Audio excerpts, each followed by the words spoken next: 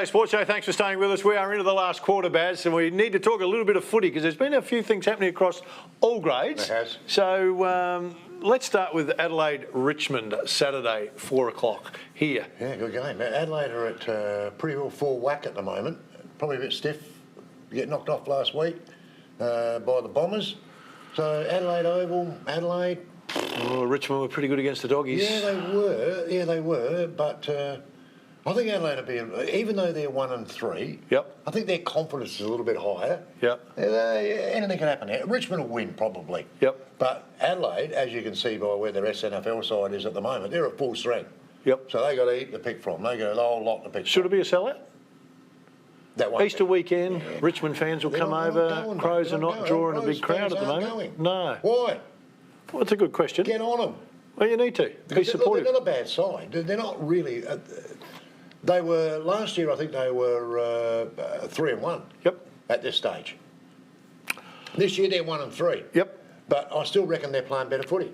Scotty Burns agrees with you. The assistant coach made that statement during the week. So well, I think I still think they are playing better. They look better. Yep. Sorry, they look better to me. Yes. So Richmond won't ever think their own way. Yep. But depending on who they bring over and whatever, because they're not a bad side. You're right. They're pretty good against the Bullies. They were pretty good. So their form's pretty good. Yeah. All right. What about Power? Power up against Carlton. Of course, they lost on the weekend. Power lost as well. Yeah. Sunday game. Wow. What are you thinking? Is this a do or die? Because if you start 0-4, does that... I don't know. I don't subscribe to...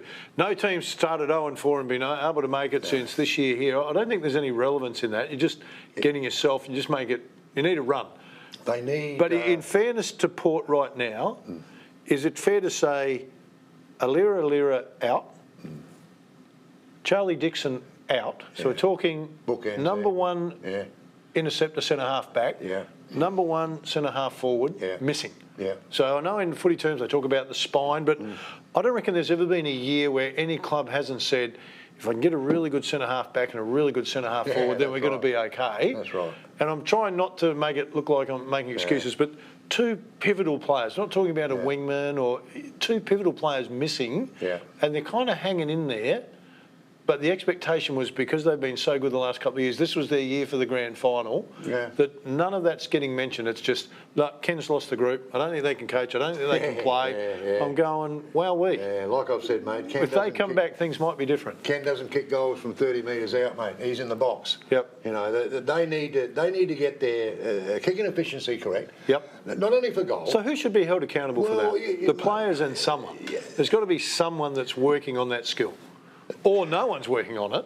They're missing, it's a confidence thing. They're missing targets from 20, 30 metres away. Yep. And it kills you at AFL level. As soon as you turn that ball over, bang. Yep. You might as well just come back to centre because the other mob are going to go down and go bang. Sure. That'll happen to you. Yep. It's like when you continually miss goals. You have the ball in your forward 50 for 15 minutes or something, and you don't kick a goal. You kick about 3 or 4 points. Yep. You can be sure that the other mob will get the footy and go follow the dotted line and kick a goal. Yeah, it's a heartbreaker. It's a heartbreaker. Yeah. So I think the SNFL side was in a similar boat, as I said to Luke here a bit earlier.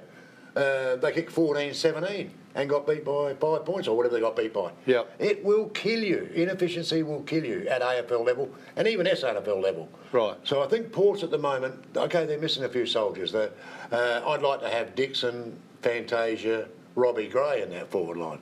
They're not there. No. They're not there.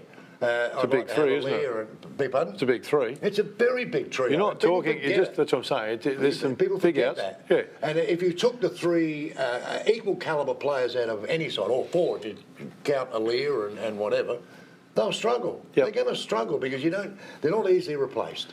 That's going to be a good game of footy because the Blues are in pretty good touch, although they were a little bit off colour on the weekend. Yep. So this is Port's opportunity. It's interesting, isn't it? Plays. Because most people would think Vossi comes in with really intimate information about the power and the way they play. Yeah. And sometimes the danger when you come in as that coach is to go, I know all their plays, so I'll tell you all the plays.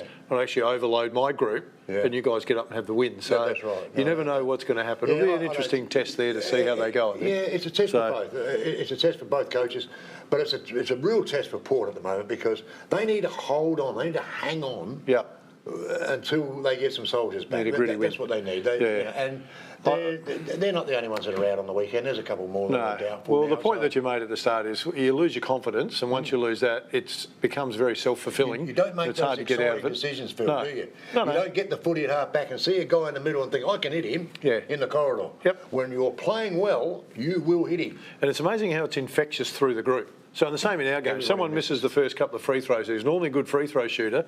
Then the next guy steps up and he misses. Suddenly the whole team's got the yips. It's a cancer. So the same thing. You know, he's missing close in goal.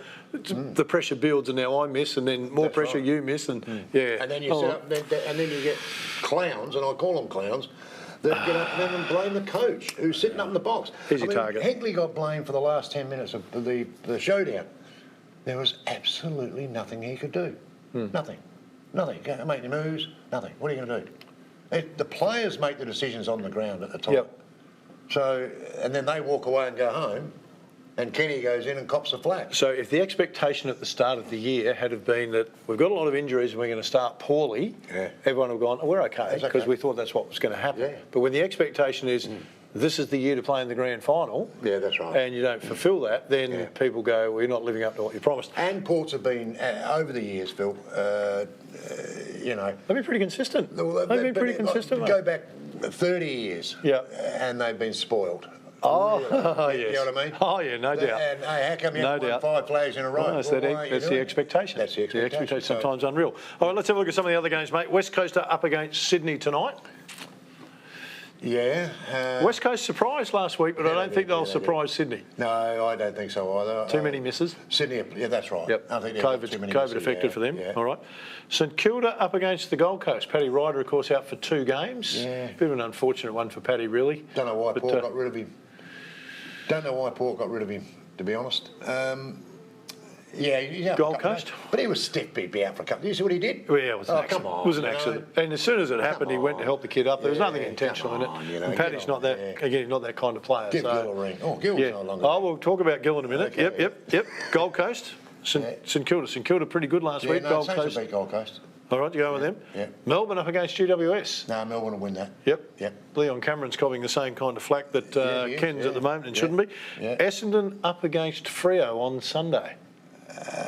Is that here? Is that Melbourne? I think it's Melbourne. Yes. It's in Melbourne. Gee, Freo ain't a bad side. I don't mind the Bombers either. No, I think Freo. I go Freo. I wasn't convinced about Essendon. This is the interesting one for me. Hawthorn v Geelong, Sunday. Yeah, another interesting one. Hawthorn were terrible though, mate. They were terrible. Yep. Yeah, they weren't good. They got belted, didn't they? They did. No. Geelong. All right. Gillon McLachlan's announced his retirement, of course, on Tuesday. Yes, he did. Nearly 9 years in the gig. Yep. What will you remember Gillon for in his 9 years? I think nothing, which is great because I think he's done a good job. He's done an unbelievable job. Over the years, and 2014, I think, there's nothing you can go back on and go, hey, yeah, but you did that, mate. You know, you blew that. I don't think he's blown anything. I think he's done a really good job.